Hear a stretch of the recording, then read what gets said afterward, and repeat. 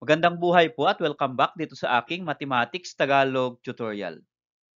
Sa video na ito ay papaliwanag ko sa inyo about proportion on how to solve for x. So nag-prepare po ako ng different examples.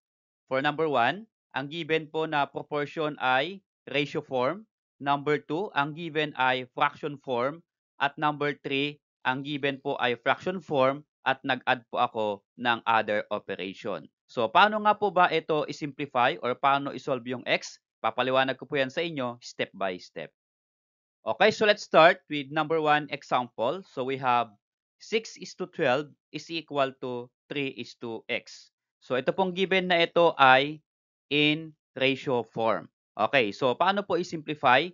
Again, we are going to multiply the means and the extremes. So ano po yung tinatawag nating means? Ito pong nasa gitna at yung extremes ay yung magkabilang dulo. So ang una po nating multiply dyan ay pwede po itong extremes. Bakit po yung extremes unahin natin? Kasi andun po yung ating variable. Okay? So, what is 6 times x? Yan po ay 6x. And then, i-equal po natin dun sa product ng means. Ito po yung means nasa gitna.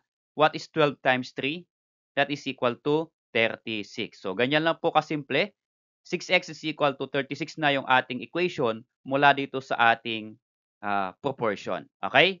So, to solve for x, remove natin yung 6 na kasama ng x by dividing 6 to both side of the equation. Okay? So, ang purpose niyan, we are going to cancel 6. So, ang matitira po dito sa left ng equal sign ay itong x. So, x is equal to, what is 36 divided by 6? That is equal to 6. So, therefore, the value of x is equal to 6. Okay, so about this number 2 example. So, given po natin dito ay fraction form. 30 over x is equal to 3 over 5. So, ang gagawin lang po natin dito ay cross multiply. Okay? In terms of equal sign. So, cross multiply, unahin po natin itong x times 3 or 3 times x kasi andito po yung variable. So, kahit ano mo naman po ang unahin ninyo, pwede lang. So, pwede pong unahin ito. Pero, andito yung variable. So, mas madali para sa atin, i-multiply muna yung may kasamang variable. Ito po. So, x times 3. And what is x times 3? That is equal to 3x. Then, equal natin sa product ng other pair, yung 30 times 5. What is 30 times 5? That is equal to 150. So, again, we have the equation. 3x is equal to 150. So, ang sinusolve natin dito ay value ng x. So, may kasamang x ito. So, we are going to divide 3 kasi 3 po ang kasama ng x to both side of the equation. Again, ang purpose, we're going to cancel 3. So, ang matitira po dito sa left ng equal sign ay x. And what is 150 divided by 3? That is equal to 50. So, therefore, the value of x is equal to 50. Okay, for number 3 example. How about this one? X plus 1 over x plus 3 is equal to 4 over 5. So again, ito po ay proportion. Nag-add lang po ako dito ng other operation aside from fraction. Okay, so ang gagawin lang po natin dito ay by cross multiply. So pwede pong unahin yung x plus 1 times 5 or pwede naman po yung x plus 3 times 4. Okay, so unahin ko po pag ano po unahin ko. So multiply natin itong 5 dito sa x plus 1. So lagay po natin 5 then times x plus 1. Okay, ito po yung 5 x plus 1. So maglagay po tayo pag nag-multiply tayo ng close and open parenthesis kapag binomial or trinomial po yung given. Okay? Then i-equal po natin doon sa product ng other pair. Ito pong 4 times x plus 3. So magiging 4 times x plus 3. Okay? So wala na po siyang denominator. So diretso na po siya. So we're going to multiply, simplify. Ito po na unahin natin. 5 times x plus 3. So multiply monomial by binomial by distributive property. So ito po.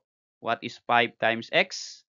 That is equal to 5x. And then, another po, ito, 5 times 1. Okay? Lagyan ko po, 5 times 1. Okay, what is 5 times 1? Okay, pares po silang positive. So, 5 times 1 is 5, positive 5, so plus 5.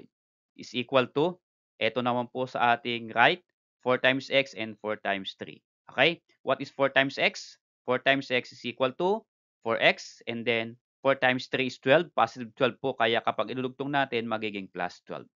Okay, so nawala na po yung ating parenthesis na i-multiply na natin. Now, we're going to combine like terms. So, ito pong 4x ay ililipat po natin dito. Sasama po natin dito sa 5x so that we can combine 5x and 4x. So, lagay po natin sa right ng equal sign. So, 5x, yung 4x, positive siya. Pag nilipat, magiging change the sign, negative, kaya minus 4x is equal to, ito naman pong 5, yan, ay ilipat po natin dito sa right ng equal sign, isama po sa 12. So, pareho po silang walang variable.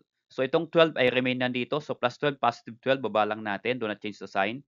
Okay? And then, etong plus 5, pag nilipat natin, change the sign, magiging minus 5. Okay? And then, subtract natin. What is 5x minus 4x? That is 1x or just x. Is equal to 12 minus 5 is 7.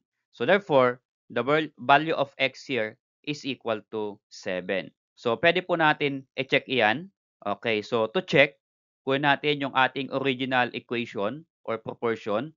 X plus 1 over x plus 3 is equal to 4 over 5. So, ito po. So, substitute lang natin yung value ng x na nakalculate natin dito sa x na dalawa dito. Numerator and denominator. So, magiging, yan.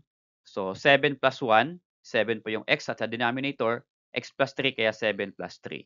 Okay? And then, the same 4 over 5. So, add natin ito, 7 plus 1 at 7 plus 3.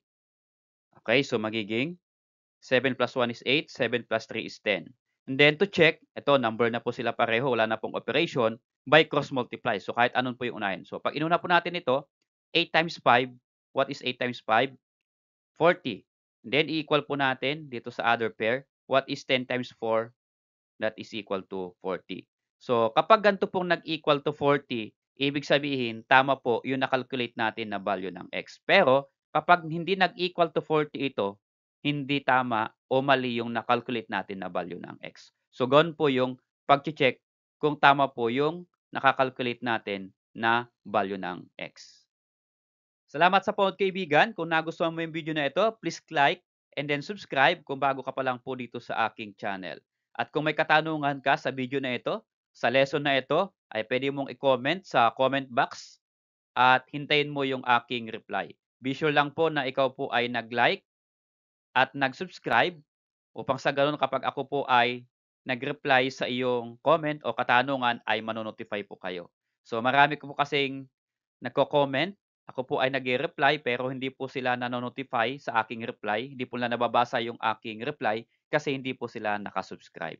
So to sure po na mabasa ninyo yung aking reply sa inyong mga questions, sa inyong mga comments, ay isubscribe po ninyo yung ating channel.